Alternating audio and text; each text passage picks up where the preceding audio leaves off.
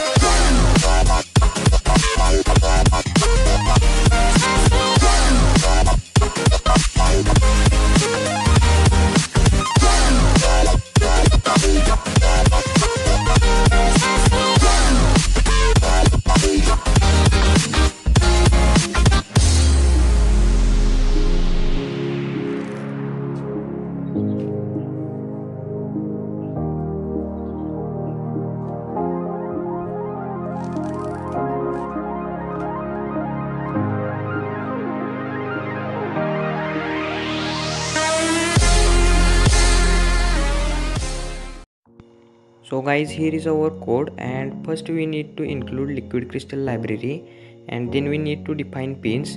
Here is our main code in a void loop. As you can see, I have used the 0 and O as a eyes, and I have used the underscore and dash as a mouth. So this is a very simple code and you can get it from description.